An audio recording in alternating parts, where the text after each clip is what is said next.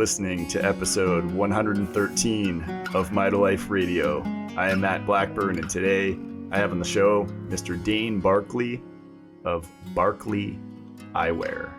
Some of you may have heard of blue light blocking glasses, and usually they're orange, some are red. Sometimes it's really hard to see, where the intensity of the light in the room has to be very bright for them to be comfortable. In the case of Dayne's glasses, they're actually interchangeable lenses.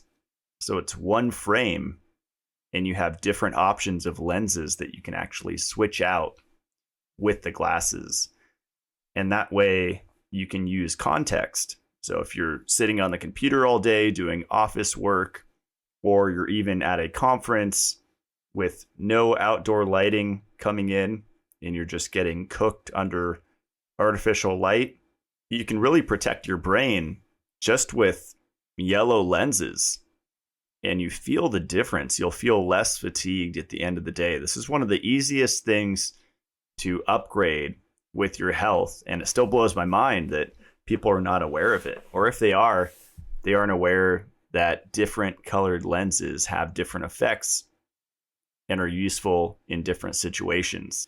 For example, if I'm driving at night or 5 a.m., I'm going to want to use yellow or orange and avoid the red, because I won't be able to see street lights, and that could be potentially lethal.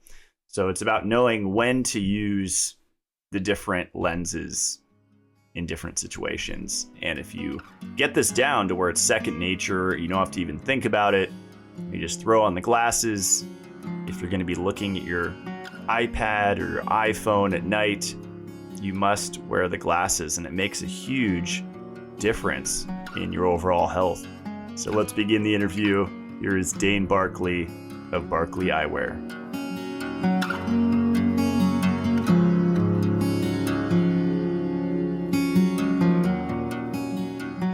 All right, I am here with Dayne Barkley. Welcome to the show. Thanks, man. Thanks for having me. It's so awesome to connect now.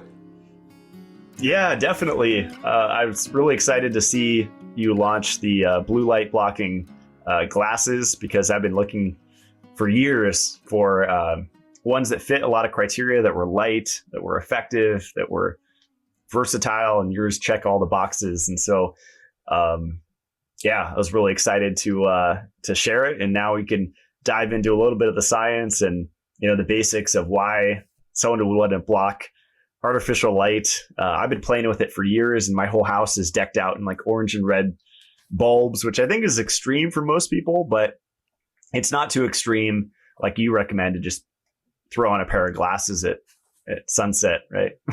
Yeah, exactly. Yeah, it is. Well, that's ultimately, like, I like to see it as more so like my eyewear brand and my glasses as being like a temporary solution until the rest of the world catches up with, say, proper lighting or more like circadian aligned lighting. And so I would love for my business to go out of business in the future and for that to be the case. But the reality is right now is that we are like bombarded, especially when we leave the home. But when we're in our homes, then we have a lot more control of that. So as you mentioned, like the red and amber bulbs, it makes it a lot easier to have that control over your own environment. But then again, it's like depends what stage of development you're at. And so for you, that it's a no-brainer. Like you can easily have them put into your home, whereas others might see that as crazy. And like that's a very hard transition to make as well. So hence I see the importance of blue blockers, especially if you want to transition to more of like a natural lighting in your home, or more of a sort of a beneficial lighting source, or as well as having a good protection when you leave the house. Because I mean, everything out there from street lamps to, well, now they've got like LED lamps now, which is crazy out there for nighttime, and they've got the headlamps from cars and everything else out there in shopping centers, and fluorescence is just crazy. So any protection we can get for the eyes, I think it's really important. So yeah, I think it was like 5 years ago, I used to go downtown San Diego with my buddy, and we'd get a burger and fries and then go and smoke a cigar, and often until like midnight, 1, 2 a.m. And I was pretty hardcore back then, where even downtown, I just didn't care. I wore those big, clunky Uvex orange glasses. And one night, this party guy is like super drunk. He's like, dude, you're rocking those shades. I'm like, thanks, man. He just thought it was a fashion statement. But I mean, especially like downtown environments or nightlife, like I just think, let alone the fried foods, the fluorinated water, the EMFs. Yeah. Just, I mean, there's so many people are getting bombarded when they go out to party on the weekend. And I think the light aspect is one of the most toxic things at night. It is, yeah. And it seems like it's such an easy solution. For me, it's like, it's so hard to comprehend people not comprehending that. And like, it's such an easy solution, like just wear blue blockers. And it's not the only way. It's not like that.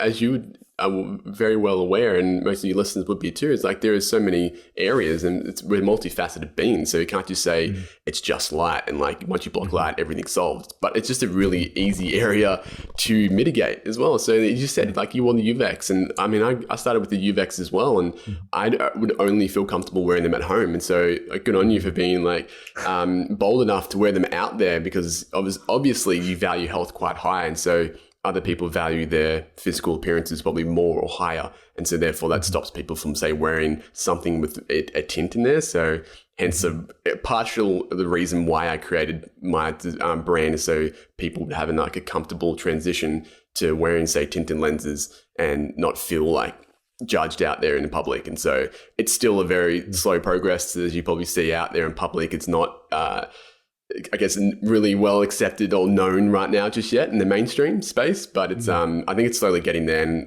there's sort of again another reason why I wanted to sort of create the glasses was get into to bridge into the mainstream, because as in, like you said, the biohacking health space, it's been just synonymous for like years now, and so many different health professionals have brought it to popularity. And so now everyone in our space is just very much like, oh yeah, it's a no-brainer, blue blockers. But then again, there's so many different brands as well now out there, you don't know what to look for, and that gets confusing for the general public as well. Even just people in the health space, I get questions a lot about like, what's this compared to this and that sort of stuff. So yeah, it's definitely an area that I'm really sort of passionate about.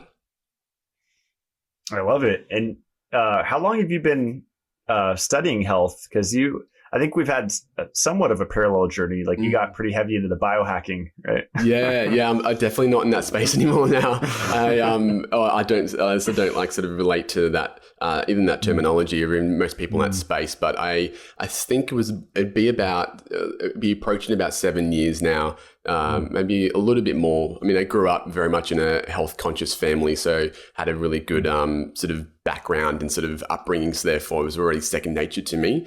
But it wasn't until 2014 my grandfather passed away from like sort of complications, and it was in the sort of mainstream medical sort of hospital that I sort of saw that happening, and sort of his health really degrade. And so therefore that triggered something inside me. I think the closest thing I could say was like activating something inside me. That's probably the best terminology that I resonate with. And that sort of got me in the path to alternative holistic health. And that journey just like evolved over time, as you know, very rapidly. I went from one space to the next. And so I got pretty quickly into the like sort of dietary side of things. I was very much into the paleo, and I moved quickly into bulletproof. And so I was really big in Dave Asprey, bulletproof. I think that's got me sort of inspired with the blue blockers as well. He wore his, and I just absorbed a lot there for like maybe a good year or two possibly. And I gained a lot of knowledge and understanding there, but then I sort of moved on. And so I don't particularly resonate with his with bulletproof or Dave Asprey now. But I'm grateful for that stepping stone to get me to where I am now and to keep going forward as well. So I've sort of moved past that as well, and that also led me into sort of Dr. Jack Kruse as well. And so that got me sort of really interested in the biophysics of things as well. And so there was a period, maybe a very short period, I just binged, I think, every one of his podcasts he had. And people that may know him, you're very well, Dr. Jack Kruse, is that I absorbed it, but kind of not really. It was whatever he shared was enough, because he speaks in lingo that I don't personally sort of connect with. And so I was listening to it, and it actually helped boost up my ego a lot, because I was like, oh, I've got like a knowledge in biophysics now. And so that made me sound smarter. And my background was very much, I had this story playing out that I wasn't a smart person growing up through high school. So anything that helped me feel like I was smart or intelligent or had a high intellect was just boosting that ego up. And so that was that whole period of just like absorbing mass amounts of knowledge.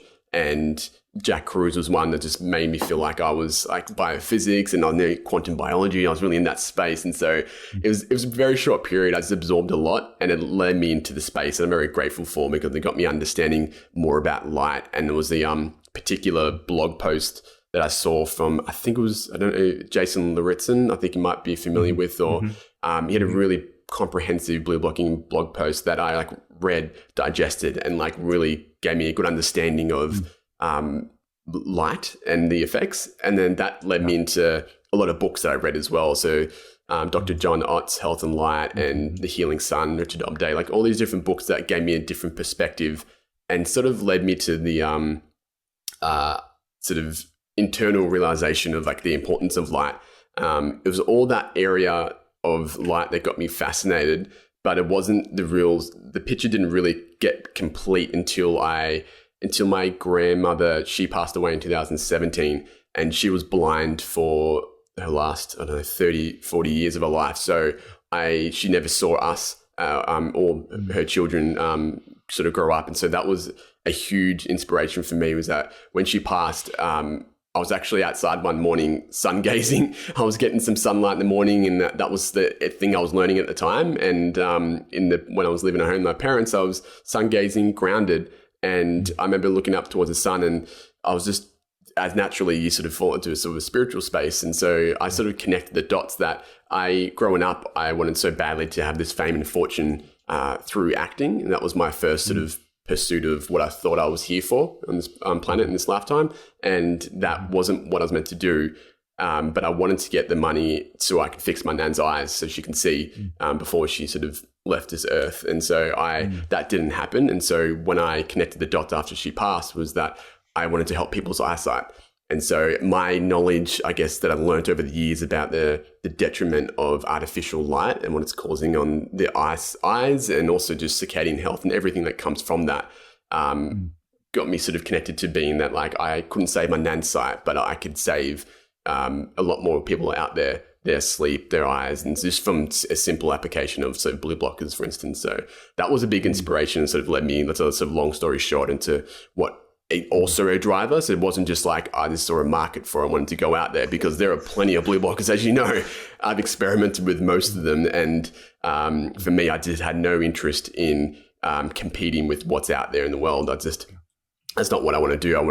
I had the sort of inspiration and sort of wanted to, I guess, create and innovate something that's not there, and that actually really served out there in the world. And so my journey with the glasses too has been one of just real breakdowns and challenges. So in hindsight, if I like saw the amount of challenge it would cause me to get these onto the market, I may have like second guessed that. But again, that whole sort of hero's journey process, it's like I understand now that's such a big process to get me to where I am, and what I had to become to even to allow these to get out in the world. And so, yeah, I guess that's a long story short of the whole glasses situation, what got me into there and what inspired me, and what's it still sort of drives me forward as well. So again, I don't really have much interest in having like a big profit margin and being sort of out there. I just want to have the impact that I can and still be able to grow a business at the same time. So yeah.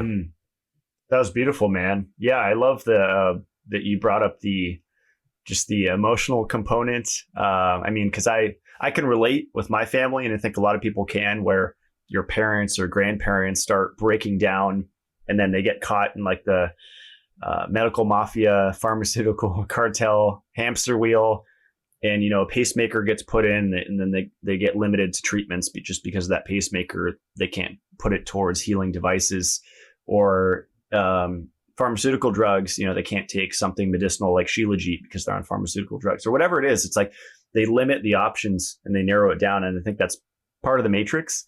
But if we can, it sounds like it's your goal as well, like prevent people from entering into that hamster wheel, whether it's a pacemaker or pharmaceutical, mind altering, psychotic drugs, then we could help. Whole family structures, whole family lineages, just how people communicate, how people connect heart to heart, right? Yeah, I agree so much with that. It's like, it's the whole, that I think that, but even looking recently, I mean, thinking that space is like, they almost, it's as weird as it is, that world of like that sort of conventional Western world, it kind of serves a purpose, because if that wasn't the case, that wouldn't have activated my self or my spirit or whatever people want to connect with to become the person I need to be to sort of have that want to like shift in the world. And even for yourself and many others I hear in the health space, they either go through their own unique challenges, whether it's health or whatever it looks like, or even someone in their family. And for some reason, it clicks with people and it activates them to actually really want to go out there and shift that in the world. And maybe that's also part of the whole perfect sort of sphere of like of God's plan or universe or whatever people really want to sort of connect with. It's like, this is so much out of our control, but the circumstances that we have in life and how we react to that and what we become of that as well is just, yeah, I find that really fascinating. So that's an area I'm just always just exploring but open to as well, like in awe. Did you read Jacob Lieberman's book? I think it's called Light, the Future of Medicine, where he talks a lot about the emotions in color. And I actually just interviewed Adam Bergstrom, and he talks about color recycling and how if you think about a trauma, if you really tune in, there's always a color associated with that breakup or that car crash or whatever it is. And if you work with that color, you can actually work through the blockage emotionally.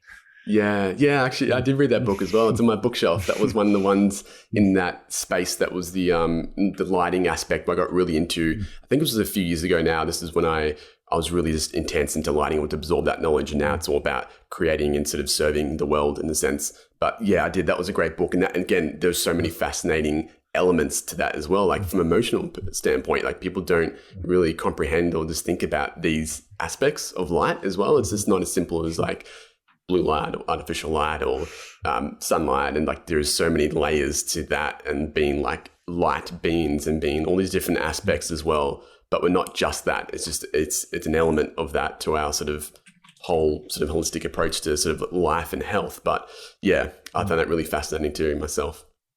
Mm-hmm. I like that you brought up sungazing too. When I was on the really deep into the quantum health thing, and doing my cold baths and doing the naked sunbathing, and I would drive to the beach and be barefoot in the wet sand. And I prefer sunset. I know some people prefer sunrises or both, but I would just focus on the sunset. And to me, that was enough. And like the final 15, 20 minutes, and I would stare directly at it with my feet in the wet sand. And I just remember feeling waves of emotion, especially in my heart area and my chest, just like this vibrating expansion. And that high would last for the entire night after I would do that. It was a pretty cool thing. Yeah, for those that haven't, I guess, experienced that before, it's definitely something to give it a go and like be relatively consistent, and you get probably more benefits as well. But also, I think what's important that I've personally discovered recently through the health space is that don't just do it because it's what other people do. And so if some health influencer that you sort of idolize is doing it, so you're just doing it based off that, it's like that was a period in my life. I did it very intensely, but I don't do it anymore now. I'm in a different environment in the mountains here, so I don't have access to morning sunrise and sunset. It's a beautiful environment, and I'm more connected to nature around me with forest everywhere. But that sort of period when I got intense, that knowledge I learned was great, and I applied that as well. And it was a very important period in my life. I needed that. I need that sort of spiritual connection and groundedness, and it is, as you experience as well. It's very beneficial, but learning to like listen to your body and what it's being called to do at the time as well. It's very different than just doing it because X person did it and I want to be part of that tribe or something. It's like I just felt called and I connected, and that was my sort of season in life, I guess, which is important for people to understand. I love to sort of share that aspect of health as well. It's just like it's doing individually what you feel called to at the time, based off sort of more so a bodily connection as well, not so much from a cerebral sort of ego standpoint as well. That's a good point. Yeah, I've seen people get really intense with the light thing, where it's like extreme judgment, kind of like religious dogma, where like, oh, that's crappy lighting, I can't believe you're not wearing blue blockers. And it's like, that makes me want to not wear blue blockers when I see it's like orthorexic, how people are orthorexic with diet and just like neurotic, where they can't eat some junk food here or there, they can't eat at a restaurant or a food truck or whatever. People can get that way with light, right? I mean, it's so many aspects. In any aspect of health, I guess people get obsessed and take it too far. They can. I've seen that. I've been very much in that space. Even myself, to some degree, even with sleep, is that I wouldn't want to go out at night because I wanted to get the best score in my aura, and that was just insanity, because the social aspect is so important, and just exactly that whole orthorexic approach of being so obsessed about it, and like the sun, like you're gonna worship the sun, and you're gonna get out there and bake yourself out there, and like, it's contextual as well. Like, there's a lot of people that in that space still, again, I don't want to name names, but they're in that space and they really want to, they hold on to something, and it's like, this is it. And for me, it's like, I know the sun's a very important aspect. I value it. I get my adequate sun exposure. I block artificial light the best I can to my ability, but I'm not obsessed with it. And I'm not like, I don't sort of get hung up about it too. If I don't bring my blue blockers with me for whatever reason, it's not the end of the world. It's what I do more consistently on a consistent basis, which matters. And so if I was just forgetting them every single time, I have to question my habits behind that. But even just the whole sun thing too, it's like that well that people get confused with. It's like, I got to go out and just bake myself like crazy, but too much of a good thing is also not good, and too little of something as well is not good. So that balance, again, the extremes in nature just are not there.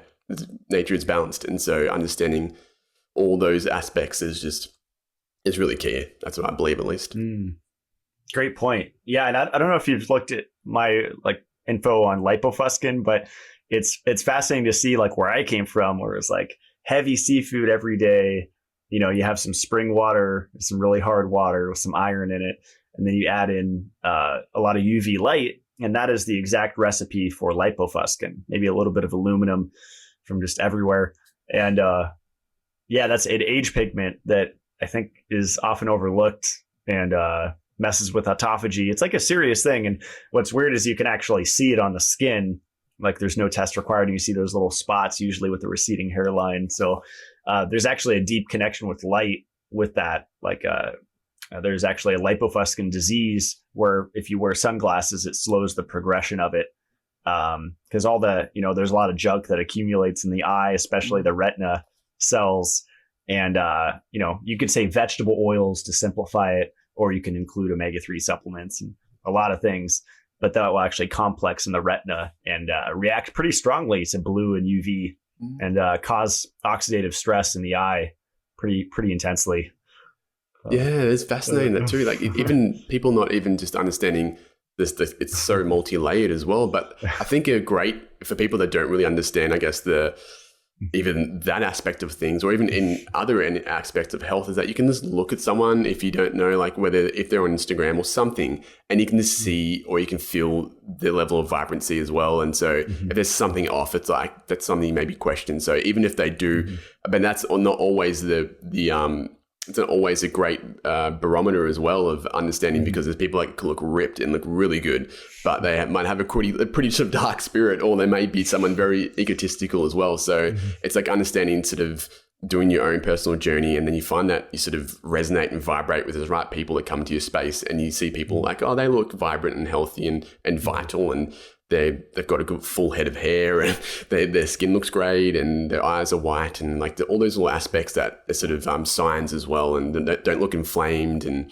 so these are like sort of all different aspects that I personally now to space now. It's more just a multifaceted, not just physical appearance, but also just of you sort of, you can feel on a different energetic level.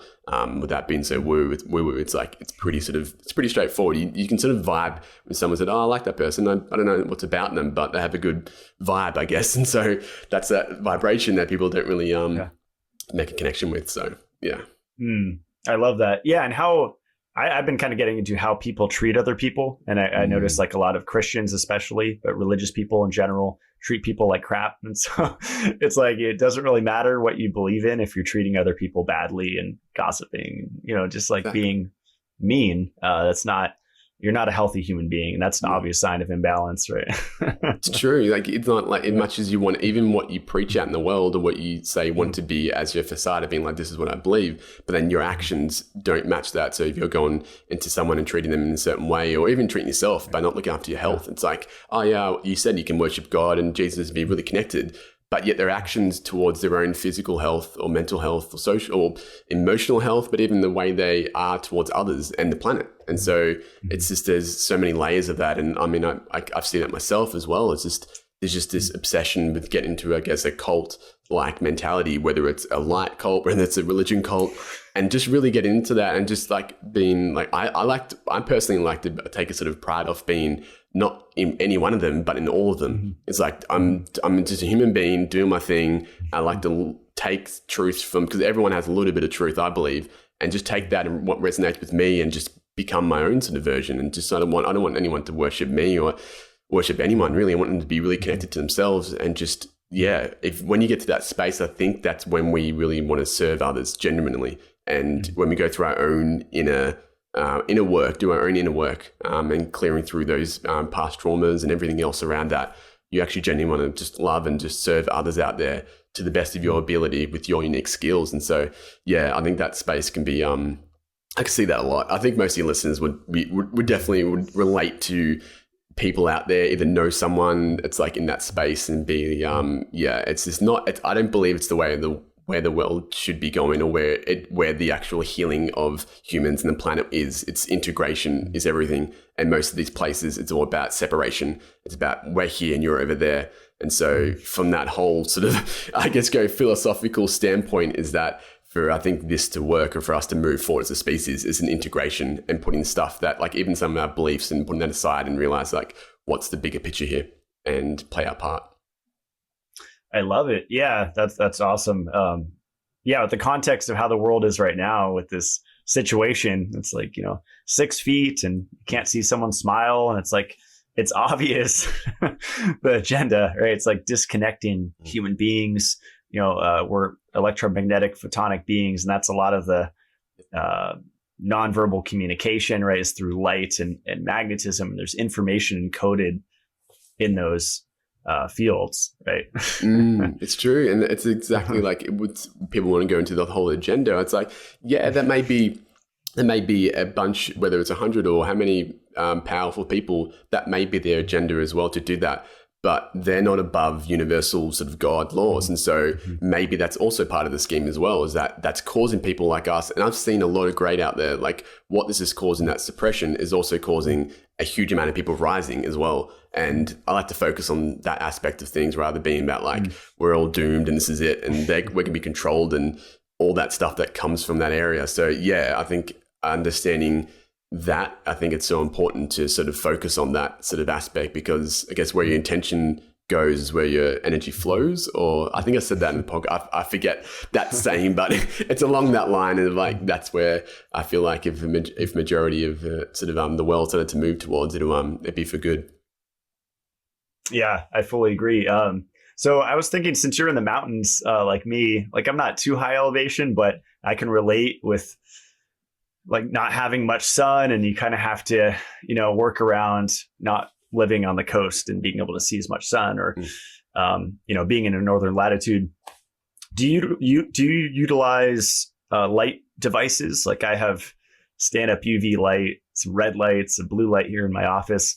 One you shine in your ears, one that shines in the eyes.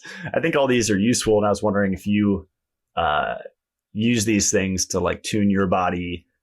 Because even like the right artificial light in the right time in the right context can be beneficial, right?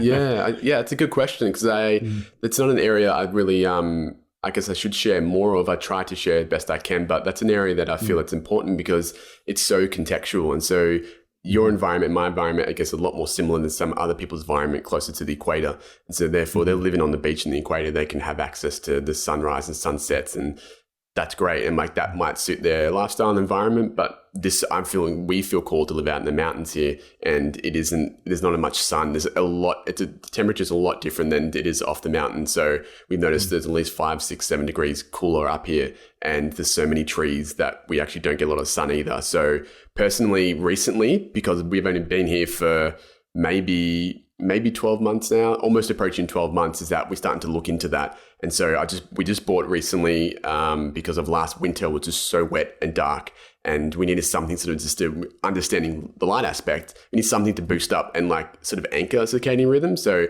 I can't go outside when it's raining and go barefoot and look at a cloudy sky. It's not going to have much benefit. So I do have experience. I do like the retimer glasses. They're just like the big white glasses they put on. They're a little bit uncomfortable, but they shine on sort of a blue-green sort of light into the eye. And so I do like that. I use that occasionally. I don't use it all the time. In the summer months here, I don't need to use it, but come winter time, it's used more consistently. And then we also just recently bought a little light box as well that we put on there when we have breakfast in the morning. We put it on there, and we one that has adjustable settings as well, which is, I think it's important because a lot of them just have maybe one setting at like 10,000 lux or something intensity. And so that could be maybe my personal belief to be a bit too bright for early morning. I want to sort of mimic nature as much as possible. Obviously we can't sort of replace the sun, but I feel like we can supplement it in ways that we need based on our geographical location. And so we chose to live here in the mountains and it's dark and wintry, and like, that's okay. I just have to adjust with that. So the retimer glasses I've had experience with, I like them. I haven't had any ones in ear ones or any other ones that go up the nose, mainly I haven't felt called to it, but also financially as well. I haven't had the money to really go out and explore those ones. So I've sort of kept it relatively simple. And recently with our coach, we've been looking to find a full spectrum light bulb that we can have in the house in wintertime that has UV sort of vitamin D as well. That can actually generate vitamin D. And so we actually don't. There's one company, and I think based in the Northern Hemisphere there, but the wattage or voltage doesn't work down here in the Southern Hemisphere.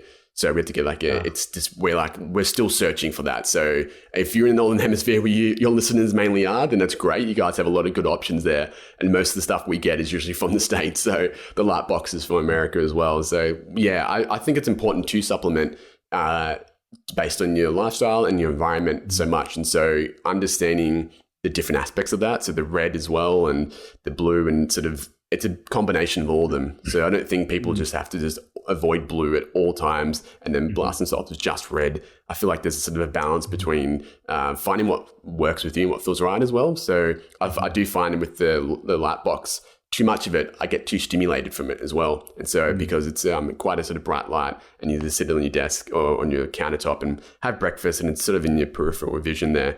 And so that, I think for people, definitely in cold, dark environments, I think it's so beneficial. I think it's really important to have that as a circadian anchor into that space. And so I don't think a solution is to move to the equator or closer to it, or as some people may sort of recommend, just move your whole life somewhere where it's close to the sun and just live off the sun. I don't think that's also a really viable solution for most people. It's like, you can do the best you can with where you are.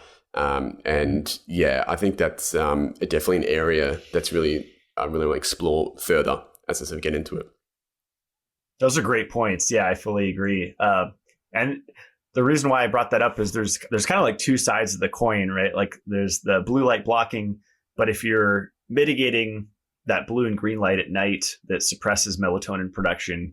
But at the start of the day, you're not giving the eye the bright stimulus, whether that's mid-morning, late morning, afternoon, that signal of blue light. Because I think it was Doris Lowe or a couple of people have talked about how blue light increases melatonin production at night, right? So if you time the blue light where you eat it pretty much at the start of the day, then you'll actually have a lot of melatonin production at night, and you'll have even more if you block with glasses and you kind of combine those two.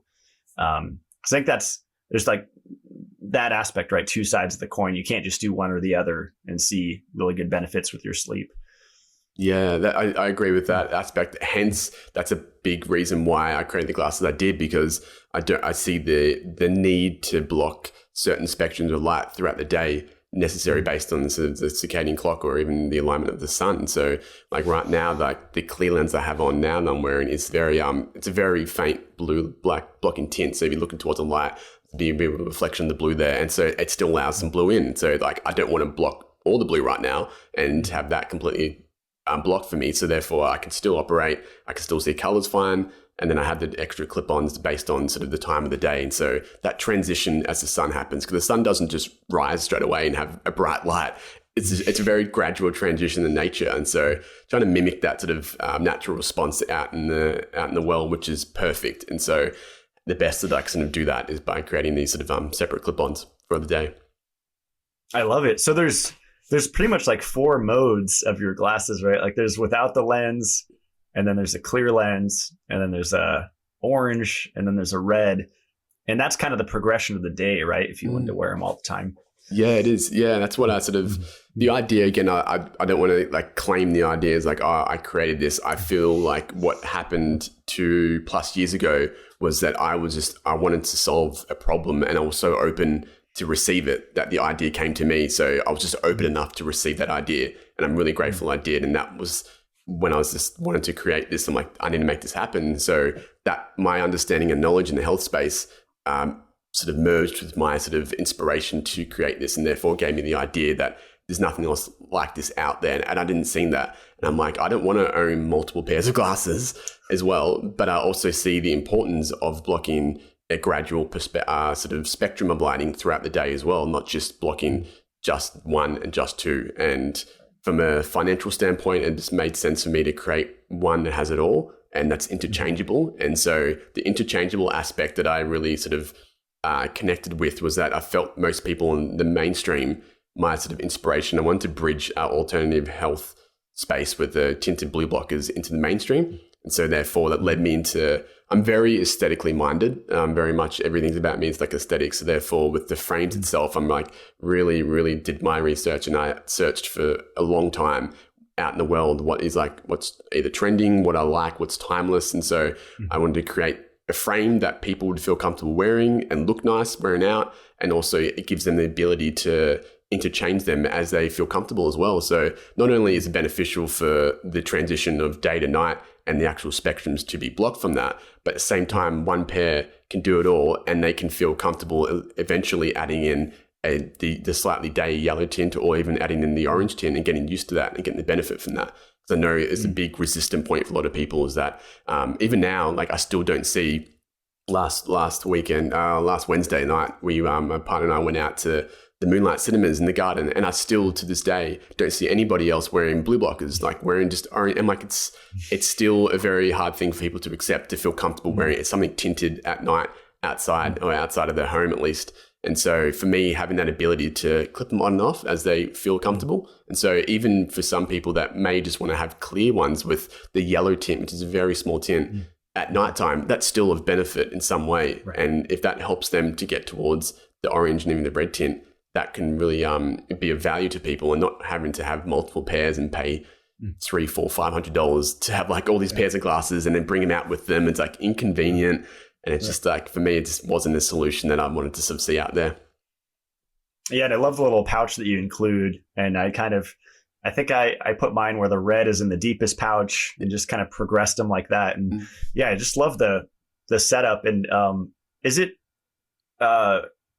true that the yellow blocks like roughly 50% of the blue and green? So the yellow, the day clip one is it blocks up to, so I think I have it on a little bookmark as well to give people some understanding of sort of where it blocks up to as well. So the yellow one, it's roughly about 50% of the blue light, but the green still comes through as well. And so you're not getting full blue light blocking there.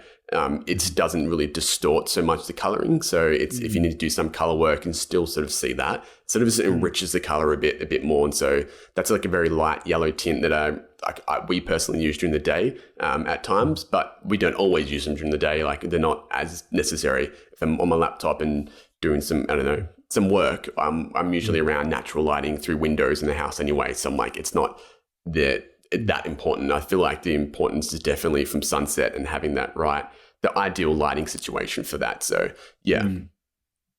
I love it. Yeah, I made the mistake years ago of wearing orange glasses while I was driving, and you can't see the traffic lights. But if it's red, I think it'll just look. You can't even see a red light, and so you can just run a red light. And so now I focus on the yellow. Like if I'm driving to the airport and picking someone up, or just driving at night, and it makes it so much nicer. I mean, even an hour or two drive at night, I'm just shocked at how much less stressed I feel when I just, throw in my little bag, my little, yellow glasses, and throw those on when I'm driving to and from wherever I'm going. And game changer in how my brain feels. Like you can really feel the difference with those headlights coming at you, Yeah, and street lights, there's so many bombarded with artificial light at nighttime. It's just, if they were just to transition to a warmer, warmer hue of light, these glasses won't be necessary. And that's like, that's my dream for the future as well. It's like, I don't want to just sell these and make a ton of money and that to be the case. I wanted to be a temporary solution towards that as well. But you're right, just the brain aspect as well is not just as simple as like,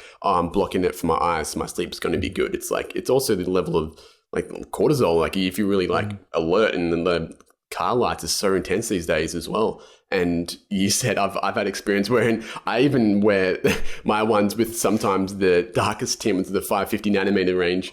And I do not recommend that. I can't legally recommend that. And I do it myself because I'm a hardcore. I'm going to block as much as I can and not affect my sleep so much. But it's not the safest thing to do as well. So at least the day clip ones are perfect for that. And we do recommend that because you can still see the colors very well. And it still has enough to sort of take a bit of the edge off these bright lights. So yeah. Yeah, unless you're in the boonies like us. And I mean, there's not street lights for quite a while where I'm at. So maybe you can get away with it. But good points there. And for someone that's like I don't know, hopefully not a telemarketer or like an accountant or a desk job, an office worker, what do you say? Like usually the day clip, like the clear ones are the ones to wear, or they could kind of experiment with the yellow and go back and forth and try the different ones. Yeah, I'd say, if again, it's like, it's so contextual as in like your environment. If you're in any environment, if you're under fluorescent lighting, then I feel like definitely if in an office building, office space with fluorescent lighting and either a laptop screen or computer screen there, I think it's definitely necessary just to wear at least the base one, which is the base clear lens, which is around about, it's even less blue blocking as well, but it's something to help towards that. And I do recommend, if possible, putting on the day clip, the slightly yellow tinted one. It's very subtle in itself, but that would be definitely a recommendation, I guess, for most people to be wearing that during the day. But it also varies in your environment. So if you're around a lot of natural lighting, even if you're outside, then definitely don't wear them at all. So outside during the daytime, it's like, just take your blue blockers off. Then you can still be in front of a screen and with no filter on your screen and no filter in your eyes. But if you're under natural daylight, then that's not a problem. It's mainly if you're indoors during the daytime. It's like the day clip I feel like it's definitely an important sort of tool to have to be wearing consistently as well. Just for I guess even thinking the other day, I was actually just daydreaming. I'm like, the whole idea of like people getting digital eye strain and fatigue. I'm like, I don't believe that's a thing. I think it's just poor environmental sort of tools that people are sort of utilizing. And so I don't really believe like digital eye strain and digital fatigue and getting sore eyes and dry eyes is a thing. I honestly believe is that if they just had protection, that changes everything as well. Obviously diet as well to really sort of enrich the eyes and the quality and the health. But from a physical sort of tangible standpoint where you can just put on a pair of glasses, I honestly believe I work in front of a laptop very frequently and on screens on my phone. And so I never get digital eye strain or fatigue, and I'm in front of it very often, but it just doesn't impact me because of protection. And I think that's a very easy thing to integrate that mitigates that whole world. I love it. Dayne, you want to jump into some questions? We have a ton here. Definitely. Yeah, I'd love to answer some of them. The best that I can, at least. Let's see. Does wearing blue blockers have the potential to cause or increase drowsiness? Be the orange ones, right? Do that. Yeah, and initially, so you'd only ever feel the drowsiness from wearing the orange or the red tinted ones. So it's usually around the 500 nanometer range onwards. So that would cause some degree of drowsiness or heaviness of the eyes. I'd only say that would be relevant for the first 2, 3, 4 weeks if you wore it consistently. But as myself wearing them for years now consistently, I don't feel that heaviness or drowsiness anymore, because I think it's like a reset, or so my circadian's so aligned now. It's like I don't have that initial kick of that you get. So if you're new to blue blockers, you would definitely feel that. If you're new to wearing orange or red tints, definitely feel the drowsiness. So therefore, would not recommend it if you're out driving or even out in public, because you probably find yourself getting the melatonin kicking in really much. And so in short terms, it's your melatonin will start to really release. And so therefore, initially, but then after wearing it consistently over time, I don't think you would feel that drowsiness so much. It'd be very subtle at least.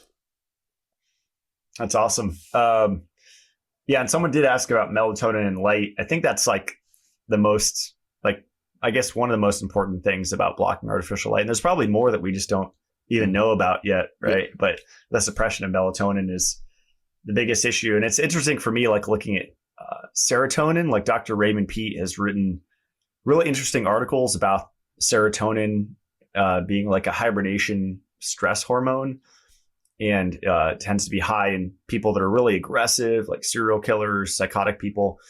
And it makes sense, because if you're underslept, your serotonin will stay elevated because it's not converted right to melatonin. True. Yeah, it's really fascinating. Wow. Yeah, it is. It's very intricately connected, isn't it? The whole, like, people understand serotonin, melatonin, the whole balance, cortisol. It's all very much in that sort of hormonal state that can fluctuate, but also if it's out of balance, it can cause a lot of problems, as you understand as well. Yep. Let's see. What's the best thing to use for all-day computer work? Okay, I guess we already answered that. This is a good one. Are all blue blockers the same? Definitely not. No. That's a good question. I do honestly get that a lot, and that's part of the sort of education side of things I want to share with people as well. There's based off my understanding over the years of looking what's out there, I'd say there's two different realms or worlds of blue blockers. There's the ones I'm wearing now, which are now starting to gain a lot of popularity, which is just a clear lens that has a very slight blue tint in there. And people market it in a way to say it's their special blue plus tint, or whatever name they want to say it. They're all the same, honestly, from understanding the whole manufacturing process, and 80-90% are made from China, like mine as well. And so understanding that process, knowing that there's nothing special about the clear lens ones, the only use for them is just for daytime computer use, but they won't have any benefit towards sleep. And so that world, as much as the marketing is very confusing and they say they will help with your sleep and everything else, it's like the sole purpose of the clear ones is for daytime and daytime computer use, or daytime artificial lighting use as well. That's the real purpose of them. And then there's the other world, which is very popular in the biohacking sort of alternative health space, which is people now, just a lot of brands are doing their own versions of, and that's either the orange, amber, or the red tinted ones. And so there are a ton of different brands out there that, again, all of them want to, I guess, claim they have their own unique proprietary blend of lens as well. But again, understanding the whole process is like, there's nothing really uniquely special about that. Majority of them, if they do it right, they have a CR39 lens. So mine's a CR39, and as are most out there in market, which is just a almost indestructible plastic. And glass is obviously not safe, so most manufacturers don't use glass. And then the one below that as well, like I said, plastic is just not usually that, doesn't have like an anti-scratch coating as well. So most people use CR39 plastic and just use really cool lingo around that. So in the world of that, there's the orange or the red ones are great for sleep, and then the clear ones are great for daytime use. And I think a combination of all of them are the best, hence why I created the glasses I did. So I think that's really important, so people to understand that orange and red is very necessary if you're around artificial lighting at night as well. That's awesome. And on the computer work topic, like if someone's at an office on the computer a lot, I used to use Flux. That's the first one I learned about that software, and then I switched to Iris. And now at night I'll switch to sleep mode on my computer, and it turns everything red. And we could also talk about the phone, because I know there's like was it white point and color filters on like the smartphone, and you can tint it red. But and maybe this is, I've heard it from hardcore people, like we spoke about in the beginning of the show, but is it enough, or would you recommend combining, like a red filter, whether it's on the Mac or on the phone, with the glasses? Because it's still blue backlit, right? It's not mitigating 100% of that with the red filter. It's a good question. Yeah, Iris, again, that's the way I recommend that personally as well. And I think I actually spoke to Daniel as well, the creator of Iris, and he agrees as well, is that blue blockers and Iris complement each other. They're not like one or the other. And so I personally have Iris on my computer now. I have it on my laptop, and the same as you. When it goes, when sunset goes down, I drop it down to. It's very customizable. So it drops down to at least, I think it might be like 1,000 Kelvin, which is like the same of like a candlelight, or even below a candlelight. And sometimes then if I don't have my blue blockers on me, I can still be okay with that. And it's going to mitigate some of that. But I think the important aspect of it too is also light intensity that people don't talk about, I guess, enough. And so light intensity is just as important as the sort of light coming from the screen. So if you have Iris on your computer and have your big computer here, but have your brightness up to full, then the intensity of light will still have an impact on your level of alertness or sort of cortisol being there. So it's like, it's not, I believe as well, it's also turning dullness down, because naturally over how many years we've been here for as well, we've never been exposed to this kind of lighting. So we're used to just being in front of either firelight, on a campfire, moonlight, starlight. And so it's never really that intense of light, whereas we have the ability now to sort of intensely bombard ourselves with bright light at night. And even if it is like a screen that has a function to red, or an iPhone to red, I think it's also important to turn that brightness down as much as possible,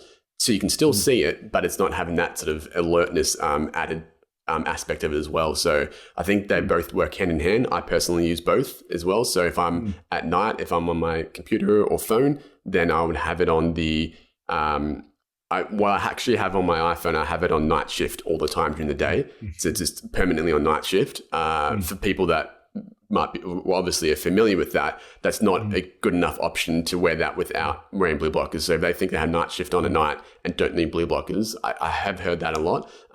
It's not a good, Apple just did a really bad job at, they're trying to say they're helping with that, but it really doesn't. There's a really good test. There's a blue, green, red color test that I think I might have shared somewhere, that you can see how much actually is blocking out the blue and the green, and it's very little. So, but for daytime, it's great. And then again, the triple click of the home button that helps you get that you can do the accessibility shortcut for the red.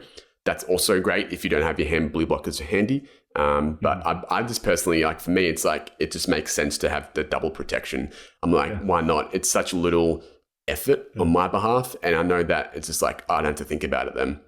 And then, but then again, if the filter on the phone or the laptop is also important to have that brightness down as much as possible, same as your TV, have that brightness down for that. So if you're wearing the red tint, but have your brightness and your backlit on your TV up full brightness, it's intense light. And even though you're blocking the blue from it, the intensity of light is still getting through you. So the brightness down, and also having both complementary Iris and the blue blockers, I think are a good combination. That's awesome. So like, I didn't actually know that. So on my Mac here, like by where it shows the date and the time on the top right, I can actually do the display brightness. So is that what you're talking about? Like with Iris, when it's in its setting, you actually turn the display brightness down as well? Yeah. That on your phone, and also on your laptop or computer. Yeah. Like right now, even on the computer here, my brightness down is very low. Even though it's daytime, it's still that, it's the intensity of light. I don't want that level of cortisol alertness, and sort of, it gives me a little bit of agitation as well at times. So I feel that combining those two, the intensity, but also finding what works with you, because some people may find too low initially is actually causing much to more eye strain. You don't want that. So it's a gradual transition, just like the glasses as well. So you kind of like work with the flow of the brightness as well as the lenses. That's really cool. Yeah, because I've been doing that on my iPhone, but I didn't, for some reason, I wasn't doing that on my computer at night, even though sometimes I'm typing and doing emails to turn down the brightness. I didn't know you could do that separate from the Iris software. So that's cool to know. Awesome. Let's see. Can blue light cause cataracts? That's a good question. I mean, they have, Personally, from everything I've seen out there, I mean, Jack Cruz definitely talks a lot about this as well, the macular degeneration and that aspect of the biophysics and the detriment of blue light, artificial blue light as well. I still believe it's very early days and there's not enough actual research behind that to say this is definitively the causes cataracts as well. I believe it's definitely not of any benefit to the eyesight, and I feel definitely degrades the eyes, degrades the retinas as well. So I don't believe that's the, I think when it comes down to that, it's like that there's not enough sort of data out there to say that to be the case. But at the same time, it is looking that way. So it's like better be safe than sorry. And like then eventually, I believe down the track, maybe 10 years plus or something, there'll be enough out there, and then the sort of everything will change then. So I believe it's definitely not great for the eyes to be exposed to artificial light, especially at night. But also during the day if you're getting just bombarded with that in an office building as well. So from that aspect of things, I can't say that it actually does cause cataracts, but I definitely know that it definitely degrades the eye quality as well as the circadian alignment. So, and scrambles the brain, and it's just not a, there's so many effects, and I'm sure you've looked at like the aromatic amino acids like tryptophan and tyrosine that converts to dopamine, and all these light responsive amino acids, but there's also like the heavy metals and the PUFAs that I talk about, and the iron, and like so many things respond to light. And I think it's that interaction of substances that are caught in the tissues reacting with light. You know, I mean, we're well aware of sunscreen being extremely carcinogenic when you combine, you know, all the crap that's in there with sunlight. That's really where the skin damage is caused. Yeah, you're exactly right. The state of the health, it's like, it's not just, blue light causes cataracts. It's like, it's so contextual to the person. So the quality and the state of your health, your systemic health, which can be vary so much. So you may look or feel physically okay, but there's a lot of inflammation, like underlying inflammation or co-infections or heavy metals as well. And that whole, you're exactly right, the lighting interacts with that. So if you have a lot of, say, heavy metals in your body, or even that, and you're going outside and getting a ton of sunlight as well, it's going to have an interaction that's going to be sometimes not beneficial. And so it's so contextual towards the individual, is that understanding that you do the best you can with what you sort of have as well. So understanding that to block the blue the best you can at the right time of the day, but also doing your best for your health and so your physical health as well. And so there's, the interactions is so multifaceted. That's an interesting question. If you're reading from a screen, is it better to have your room light on to strain your eyes less? So I guess they're asking about like ambient light, and I guess it differ during the day versus at night, right? Yeah, it does. It does differ day and night. I personally, I guess it again depends if you're reading on a Kindle or reading on a device. If that's the case, you want to have the page to be black and the writing to be white. That has less eye strain as well. Dr. Alexandra Wunsch mentions that as well, as then that actually it's so much better for the brain to sort of comprehend as well, if that's what you want to read from. But if you're reading a physical paperback book, like what I personally choose as well, if I'm reading at nighttime, which I often do now, I used to read in the morning and used to be reading towards sort of natural sunlight. I used to have that sort of consistent practice, and now I've sort of shifted and I read more at nighttime. And I do that. I usually have, just for me personally, I have a red headlamp. I either put it on my head, like I go camping, or I have it on my side table and have that sort of red light sort of emitting not directly at me, because it's still quite a bright red light at night. And so if I want to like come into bedtime and go into sleep as well, I want to have that sort of ambient red light in the background, and I can still see the pages and read well. And you find yourself, if that's the kind of lighting environment you have, I find myself getting extremely drowsy. I've even passed out sometimes on the couch. I'm reading the book because the lighting's like optimal for that to melatonin to be released, and I'm reading, and so naturally that's sort of a very a meditative sort of action, or sort of for me is reading as well. So if I guess it does depend. Daytime it'd be great to be more towards natural sunlight or natural lighting environment, and at nighttime I'd say either having a red light somewhere or a red headlamp, or even sort of like an amber bulb somewhere as well. That'd be ideal. But there's heaps of different devices. Like there's an amber book book lights as well that you can have attached to your book and have it on your book as well. So it's all personal preference when it comes to that. That's awesome. Yeah, props for not using a Kindle. I still don't have one of those. I like the physical books, and might be more work, and you have to have a bookshelf and stuff, but it seems worth it. Yeah, I honestly believe it's more, I absorb more information from that. I think tangibility of like holding the paper, smelling it, and actually I absorb more from a paper than I would from a digital device as well. And as cheaper as it is from a Kindle, and for some people, if they're like traveling a lot, that may be the only option, or an Audible device as well. But personally, I feel like my first preference and first choice will always be paperback.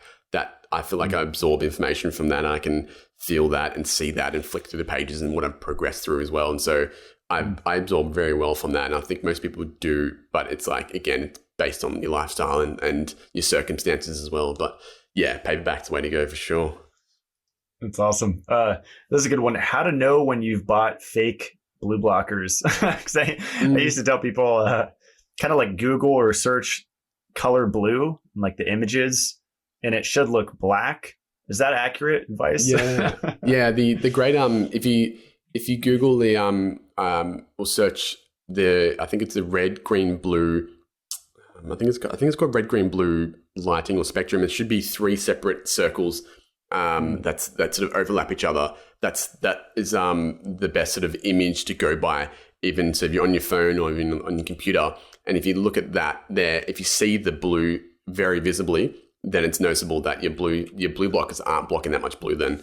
But then again, that's just a very simple, a public sort of approach to whether they are effective or not. If you want to go really deep into it, and if you have a lot of money, you can get yourself a handheld spectrometer, which is it can start at about $1,000 plus. I don't have the money for that right now, but if you have that kind of money and really want to check and see if that is if your blue blockers are fake or if they are really effective, you can always test it with a spectrometer. But I don't feel that's personally necessary. I feel that you can probably get enough gauge from that red, green, blue sort of diagram that gives you some aspect, and that sort of tells whether they're actually effective or not. But also a really good example too, the only way you can really tell if they're fake, or most of the fake ones out there, they're generally just be clear ones. They're not usually orange or red tinted, because if some sort of tint, they will still have some sort of benefit. But if most of the clear ones, you can tell they're fake if they don't have some sort of reflection of blue. So with mine, if you hold it up towards natural sunlight,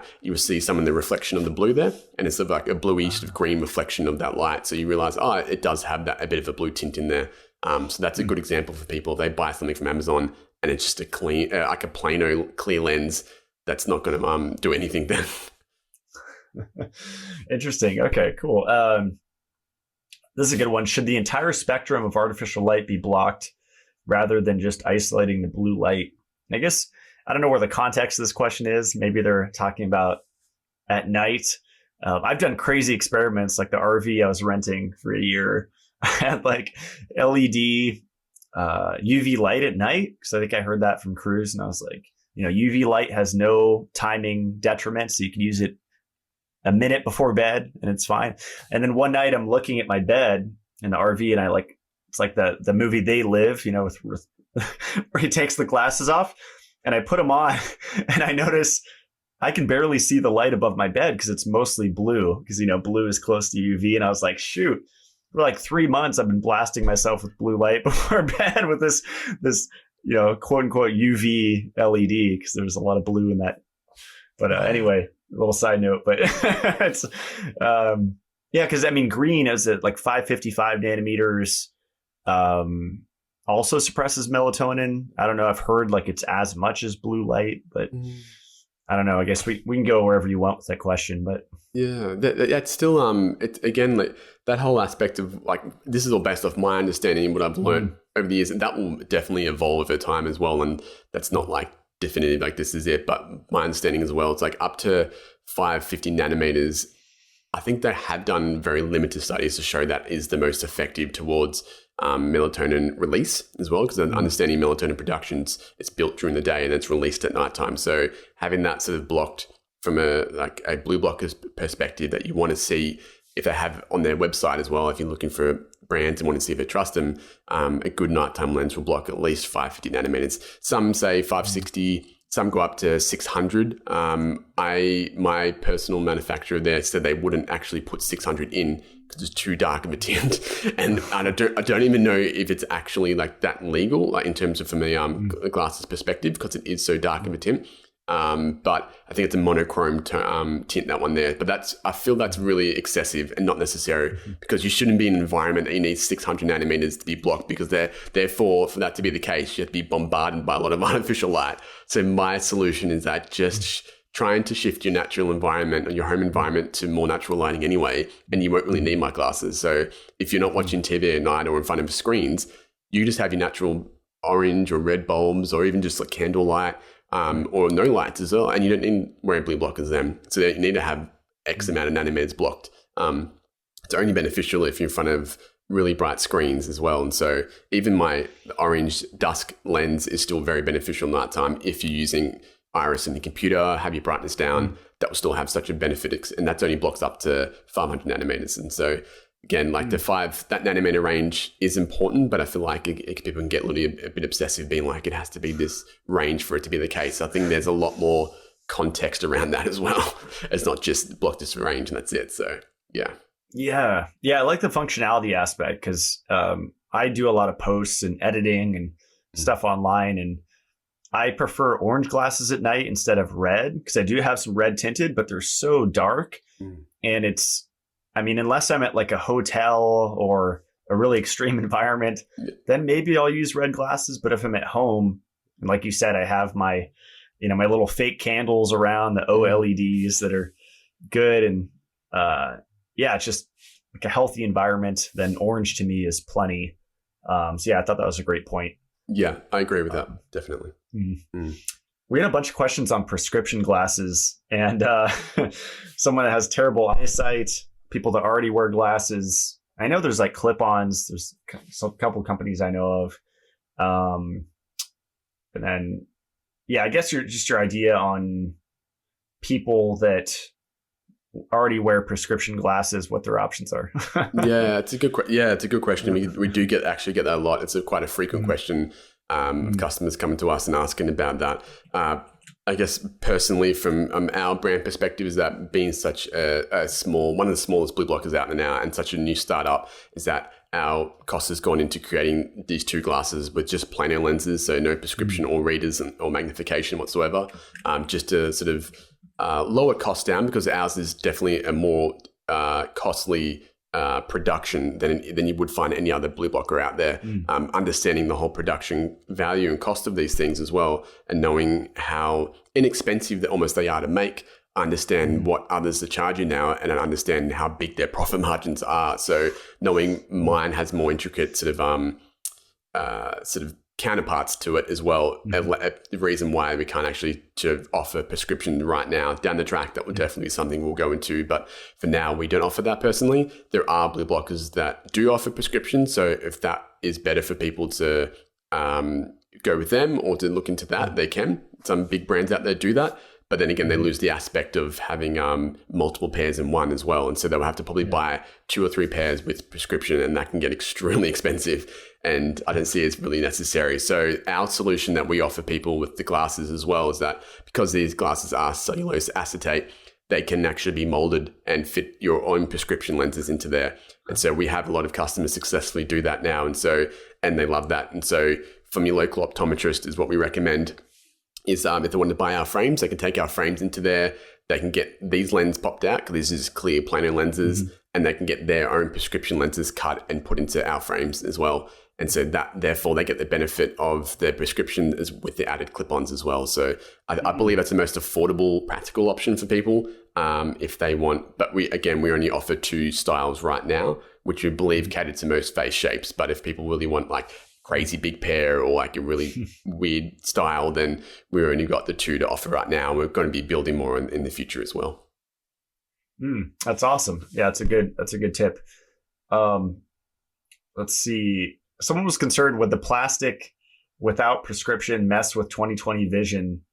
There's no distortion, right? Like there's no magnification in your glasses. I think that's where they're coming from. Yeah, no, there's no magnification or prescription at all. So they're called in a sort of eyewear glasses term. They're called plano lenses. So plano lenses just mean they're they're the CR39 hard plastic, no magnification or prescription whatsoever. So no, it won't definitely interfere with any of the sort of your vision whatsoever. I believe from what I've seen more anecdotally is that I feel like getting natural sunlight throughout the day, or even sort of having a healthy lighting environment, as well as mitigating blue light at night or mitigating the artificial light at night and being around more natural light, I feel like you can definitely regenerate the eyes. And it's very evident in so much anecdotal sort of experience of people. There's probably not enough studies out there to prove that to be the case, but just from that alone, I know people can definitely have an improved, can improve their eyesight, and can even probably get away from, say, prescription relying on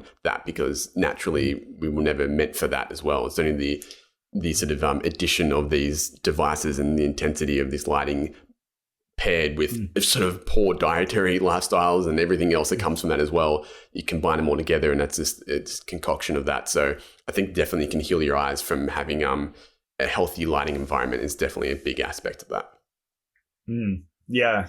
I remember my first apartment, I was myopic, so I had nearsightedness, and I was working minimum wage jobs, driving for Uber and Lyft, and just making it check to check. And I was like, I got to get this Lasik eye surgery because it's just too much work with my contacts. I would get home and take my contacts out, and my eyeballs would just be so sore and just feel like garbage just from starving them of oxygen all day. And so I ended up spending, I think it was like $2,000 US per eye for 5th generation Lasik.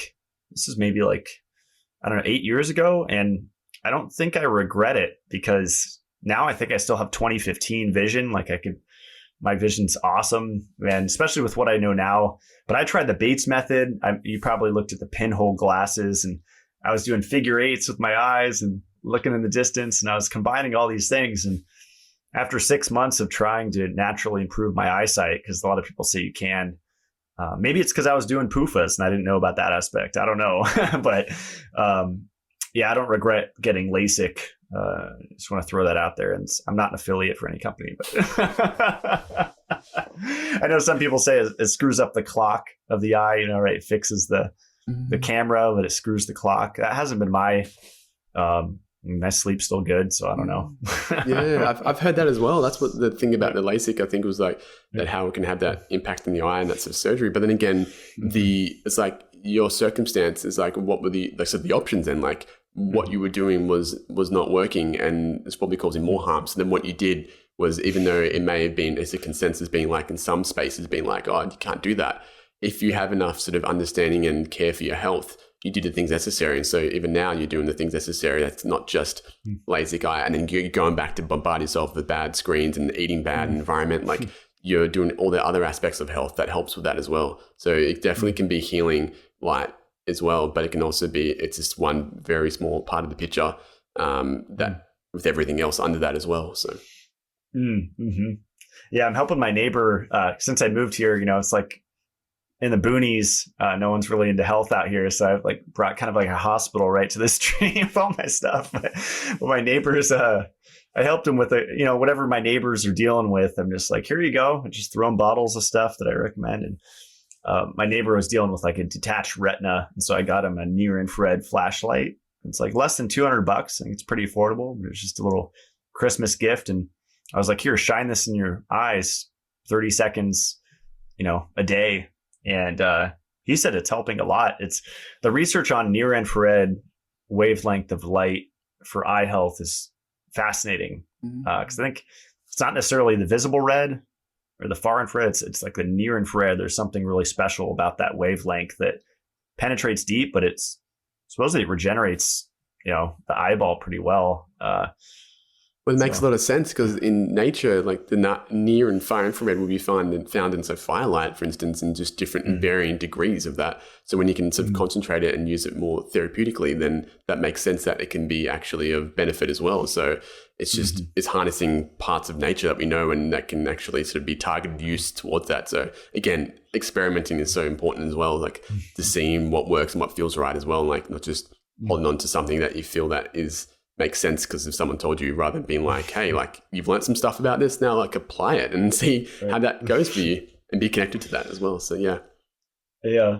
Really off the wall question here, but my since I think before we started recording, I was telling you about my sensory deprivation tank, and my buddy was saying, have you looked into how darkness or the void contains photons or something? Like, have you ever heard of that? Like, darkness actually contains light. Wow, I didn't know. That sounds really cool. Very philosophical. I didn't know that. No, it does make sense. Yeah, I remember growing up in my bed and looking up at the ceiling in pitch black. I don't know if you've ever seen like those white spots. Yeah. If you've ever perceived that. Yeah. Actually, yeah, that makes sense. And sometimes I do get flashes of like, if my eyes are closed in darkness, it'll get flashes of like white. So that does make a lot of sense. I haven't looked further into that myself, but it does make a lot of sense. Yeah.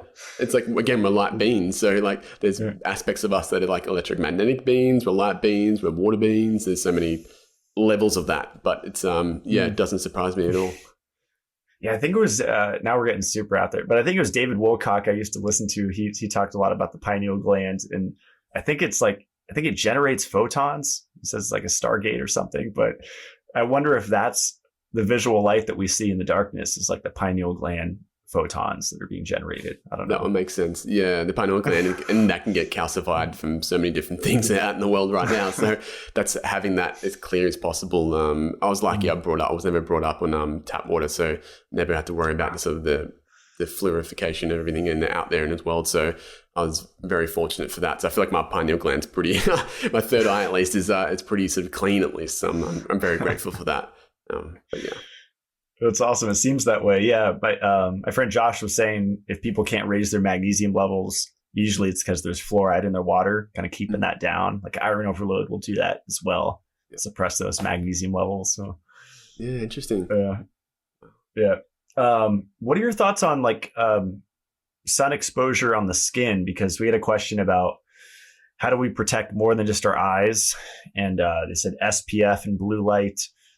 And we kind of talked about it somewhat earlier, but do you ever recommend sunscreen, like, cleaner sunscreens or long sleeve clothing to avoid like overexposure to sunlight? Yeah, good question. Yeah, I think again, like contextually and where you are, if you're in like the middle of summertime, in Australia here, our ozone layer is very different, and so it can be very harsh sun. So therefore, ideally, what I like to sort of recommend first is like long sleeve clothing and hats, and sort of finding the shade if you're going to have extended long periods of time out in the sun, or out in sort of a hot day at least. I personally like to practice more targeted approach. So if people want to check out, or if people are familiar with the D-Minder app, and so you can get like for right now in summertime here in the mountains, I can generate about 10,000 IUs of vitamin D in about 40 minutes here in the sunlight, and with no shirt on and just being out in the sun, and whether I'm rebounding or doing something out there. And that's usually enough. And I can get a good hit of sun. I get good hit of sun exposure. That gives me a big boost of sort of energy as well. And that's, again, using the D-Minder app will vary based on so many different factors too. So geographically where you are, and I think it's really important. So if you're out in winter time, the sun's very different. And if you're in the northern hemisphere or further away from the equator, it's going to change a lot of factors, and also the quality of your health. So your ability to absorb that sun as well can vary so much in the state of your health. And so having all those sort of dialed in is a really important aspect. But I would only recommend, it's like there are some good natural sunscreens out there. If you look far enough, the only thing I suggest and what I recommend for all skincare products, anything you put on your skin, I would only ever put on my skin if I would actually ingest it myself. I would never put anything on my skin that I wouldn't actually eat myself, because then you essentially are eating it through your skin. So it absorbs right into your bloodstream. So it doesn't make any sense to be putting on your skin that you're not going to actually consume orally. So if you find a natural one that has some pretty good ingredients in there, there are some good brands out there, or even good options. It's more just searching for that. That could be a good option if you want to go, say, to the beach and just hang out there all day and enjoy that. But then again, I would probably recommend first getting like a beach umbrella over than just lathering yourself up first. But yeah, I guess very contextual for where you are and how much skin you have exposed to. So, but even again, if you're wearing sunglasses, the ability to produce melanin varies as well. So even John Ott says that in his book, because that was really fascinating, that telling people like if you're out there and you're outside in full spectrum sunlight, you're wearing sunglasses, you're going to burn a lot easier based on the fact that your eyes are not going to be able to, your eyes doesn't know that it's actually this time of the day, and not going to allow your body to produce that ladder melanin to allow your body to tan, but also protect your skin as well. So on top of every other sort of health problems people have out there as well, the ability to, I think even just different, like Schizandra is a really good one. I like to have a lot of as well. And in summertime, I feel drawn to sort of Schizandra, and such a high antioxidant food as well that helps sort of protect against the UV damage and ultraviolet radiation. So that and chaga as well is really good at that. Chaga is incredible for melanin and the pigment skin. So having some of them in your sort of arsenal of supplementation and sort of and good quality, that can help towards that sort of protection too. Wow, so many awesome points there. And yeah, that's one of my favorite tips of the show is the wear your sunglasses at night, right? Like the song, like don't wear them during the day. I think there was actually a spoof I think I saw on YouTube where someone made like a blue blocking thing but yeah, that stops the signal, right? It's mind blowing that people are, I mean, I would say it's like easily, 3 out of 4 people are wearing sunglasses during the day. Just blows my mind. Like, I guess it's just that's the programming. It is. And I also like that you brought up vitamin D, which is a hormone, right? And that is a whole rabbit hole. And there's like kind of a big debate right now. Like Jim Stevenson Jr. I had on my show, and Morley Robbins saying that vitamin D is actually the hormone of darkness. And it's like to protect from too much light, which is like a whole mind trip. And that, oral supplementation is like rat poison, it's cholecalciferol, versus getting it sulfated with your cholesterol through the skin. That's water soluble versus the fat soluble cholecalciferol oral that people are taking. So interesting stuff. Like you, I say I'm always learning. I'm always open to being wrong, but I think it just doesn't make sense to supplement a seasonal variation molecule, especially when 25D is not that. It's not the immune molecule. It's 125D, and that is high in people with infections like Lyme or Epstein-Barr. And when you take oral D, it just raises that even more, and so people get sicker.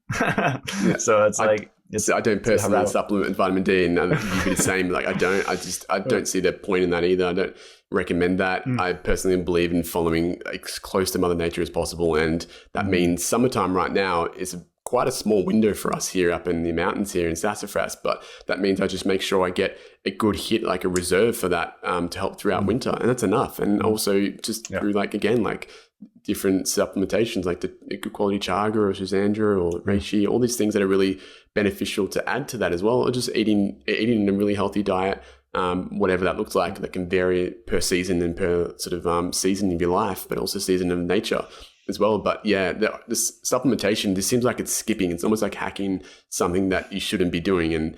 And naturally, the easy way would be to do that. It makes sense, and you feel like you're doing something good. But I don't resonate with that. And I did take vitamin D supplementation for a while, I think maybe a few years ago, but I've stopped, and my health seems perfectly fine right now. And I just take targeted dose in summer, and in wintertime, I'm buckled down and it's dark here, and that's okay because I have the reserves for that. Yeah, great point. Yeah, it's just like, why would God or the universe or whatever you believe in design us to get sick every winter and make it where we have to get a light device like a Spurti, or we have to get an oral supplement? It just doesn't make logical sense that like it's a seasonal variation molecule. Like, should we have to like force it every winter? Like, oh, we gotta find a brand to take or a device. Exactly.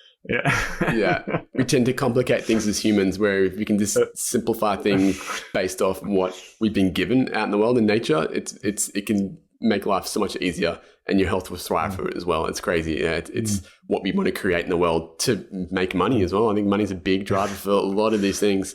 Is power, influence, money is just really, really a big driver. Yeah, good point. Well, I like my friend Adam Bergstrom, return guest. He says anything could cause anything and anything can cure anything. It's kind of like that yes, no, maybe perspective, that context perspective that I've gotten back to in my 11 years of studying health. It's just like, it's always there's always a context for everything, right? It's not always like black and white. Yeah, context is so key. It really is. Like the example I give, even for the sun, but for water, like if you get overexposure to sun, that can have a really detrimental effect on so many parts of your skin. Like if you're going to be like baking yourself out on a beach somewhere, that's not healthy as well. But then also getting like zero sun and being indoors, as a lot of people are these days, is also not healthy, and that can cause a lot of issues from that. And if you drink, I don't know, 10 gallons of water, you can die from that. But then if you don't drink water at all, you can also die from that. So understanding that extreme, and like nothing like that like is found, like health isn't really found in the extremes, it's found in the balance. And so knowing that exactly, even something that's life-giving and life needed can cause so much damage if it's in excess or not enough. So yeah, I agree with that so much. Have you ever heard of like the 10-day, like I think Montauk Chia does it, like the darkness retreats where you're just like in pitch black darkness for like a week? Yeah, that seems pretty intense. I did it for it might have been like a few hours maybe. In Melbourne here, we had a little convention or whatever, we say like an exhibition where they would take you through complete darkness, but in settings that might be out in environment. It was for like understanding what it's like to be blind as well. And so we did it obviously understanding what my nan must have gone through being blind in the darkness. And I freaked out. I like in the first 10, 20 seconds, I had a massive panic attack and I wanted to just run out because it was such an extreme situation to have my eyes open and yet seeing complete blackness. And I can't imagine what 10 days would be like. That'd be just insane for me. Like it made it easier for me consciously when I closed my eyes, because I expect to see black when I close my eyes. But when I had my eyes open and could not see a single thing, it caused a lot of some anxiety within me. So I do value my eyesight a lot, and I think a lot of people do, but they don't really.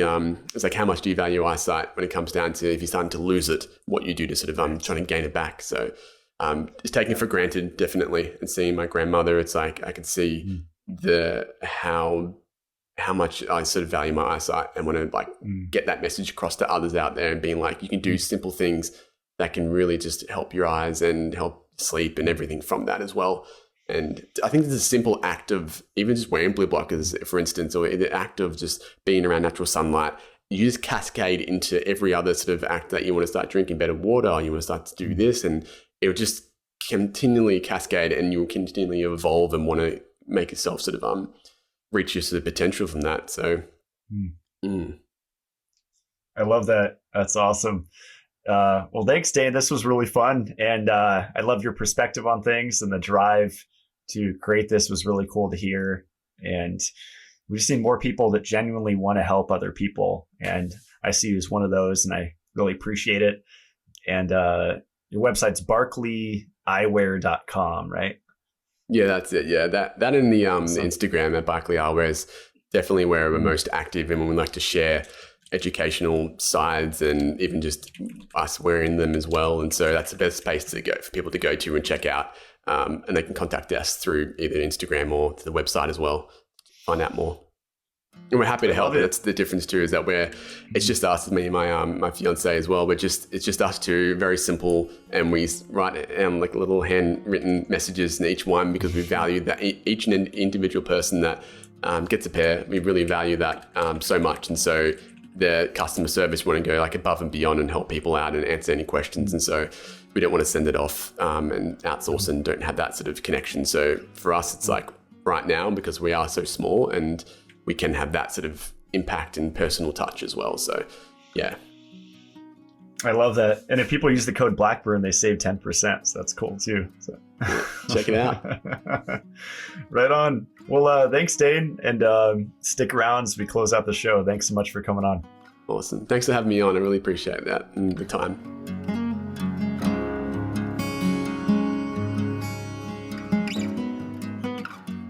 Well, that wraps up today's show. I really love Dayne's story and what inspired him to start this company. It's very similar to why I started Mitolife.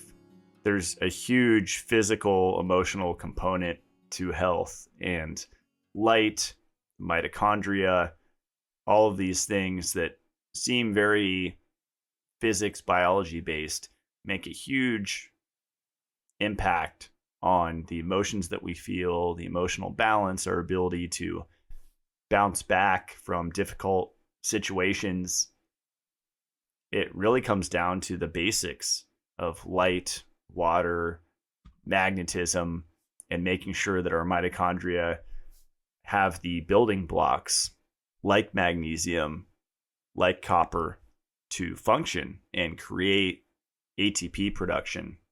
I'm really glad that Dayne pointed out the sunglasses, because most people definitely have it flipped. They should be wearing their sunglasses at night, but not just sunglasses, blue blocking glasses. I remember being at a Metallica concert with my brother when I was starting to become aware of how backward society is in this small little aspect. And a guy 5 rows down from us, while the sun was setting, he took off his sunglasses. So he was blocking the beneficial frequencies during the day and allowing in the harmful artificial light that we naturally would not get, specifically the blue and green wavelengths. And especially at a concert where they're just flashing lights everywhere, it really hammers the brain. And you think about clubs and bars and the nightlife, concerts, people are getting slammed. And all the while, they're supplementing fish oil. They're taking 5-HTP to recover from the ecstasy they took at the party or whatever. And they're having severe brain damage. It's called toxicological synergy, where everything comes together to cause more harm than the individual parts would by themselves. And that's especially the case with vision and the eyes. They're very sensitive. Polyunsaturated fatty acids increase the damage received from artificial blue light and even natural ultraviolet light. So that's why vitamin E is so powerful, niacinamide, all of these things I often talk about, because as Dayne mentioned in the show, the eyes are not just their own unit. They're an extension of the brain. They're an extension of the nervous system. And they have very sensitive sensors in them called photoreceptors that pick up information. And if you're feeding your physiology the wrong information at the wrong time, you will get disease, you will get dysfunction, you'll get imbalance of all the systems in the body. So there's my little soapbox rant. I'm just really passionate about this subject because when I started with those Uvex orange glasses from Amazon, it really changed my life. I really felt my dopamine receptors starting to regenerate and my brain starting to come back online. And I still wasn't eating animal products at that time. So it was really a progression. At least I was blocking the artificial light. And then when I started to add in the powerful animal foods, especially ruminant animal liver, like beef liver, oysters, grass-fed meat, high-quality dairy, that's when the scales were tipped. And that was the true start of my healing. When you get a few of these things in place, then the brain can start to heal and rebalance, and life completely changes. So I'm going to put the link below where you can purchase Dayne's glasses. It's barkleyeyewear.com. And if you use the discount code Blackburn, you save 10%. Highly recommend them. I'm actually wearing them right now as I'm recording. It's really beyond words once you start mitigating artificial light at night. And when you go to someone's house and nobody's wearing blue blockers and the artificial light is beaming down and blasting everyone's eyes and skin, and your nervous system can feel it, and you're wondering why nobody else is reacting, it's sensitivity. And when you start to mitigate artificial light at night, you will become more sensitive. That's a good thing. Electromagnetic fields, light, these things powerfully affect our brain. The cycles per second and hertz that our brain operates at, all of the enzymatic reactions that are going on, and light is a form of electromagnetic radiation. A lot of people just think of cell phone towers or Wi-Fi, but light, it really matters. And if you don't have control over your environment, I would wear pants and a long sleeve and blue blocking glasses. And of course, don't get to a level of neuroticism with it.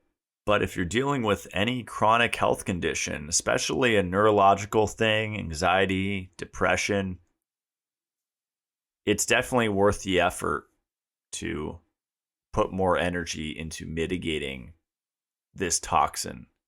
So they're also on Instagram, Barkley Eyewear. I really loved hearing Dayne's inspiration to start this company. I love how his heart's in it and how he understands the big picture. It's not just about being really crazy about blocking artificial light and it's going to kill you if you don't. It's about preserving our health, especially as we age, so that we can be more present with loved ones, have better communication, and a better quality of life, being more present. You just get more out of life that way, especially if your eyes are working. Because this artificial light really breaks down the eyes, causes extreme oxidative stress. So I really like vitamin E, niacinamide, and blue blocking as a strategy to preserve eye health. And of course, limiting polyunsaturated fatty acids as best you can, which do accumulate in the eye, especially in the retina, and form lipofuscin, or age pigment. So that's a good segue. My website is matt-blackburn.com. You can read my CLF protocol there under blogs. And I also have all my recommended products on there, most of which have discount codes. It's all stuff that I use myself, and I find them to be useful tools. Don't need to have all the tools, but if you have a good amount of tools in your tool chest, then when you're traveling or when something comes up, an illness in yourself or others, you can navigate it a little bit easier. And my other website is mitolife.co.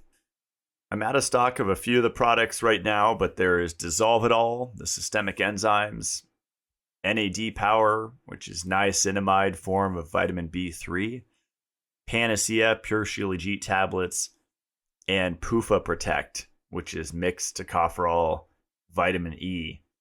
And I utilize these in my CLF protocol, which stands for calcification, lipofuscin, and fibrosis, which I believe to be the root cause of disease. And I believe if you decrease the accumulation of these things, then you can experience health. I've been studying detoxification and this CLF protocol is basically that amount of time distilled into the most simple format I could create. And of course, you can stack and keep making it advanced and keep adding on therapies. But that, to me, I believe is the foundation, in addition to high quality animal foods, local seasonal fruit, ideally, let's just say fruit, high quality dairy, organ meats, oysters. These are all foods that really support the system and help to bring the system back into balance, largely by working on the mineral level. That's why I'm really passionate about Shilajit, because it's a complete mineral source with fulvic acid. So it's also a mineral balancer.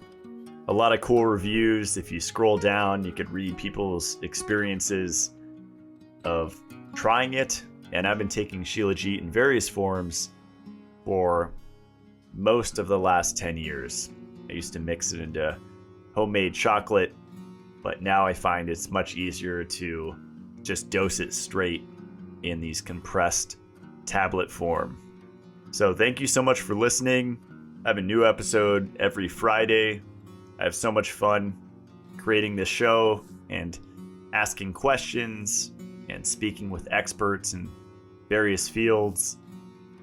Thank you for this opportunity. Thank you for sharing this with your friends. And alternative health is not enough.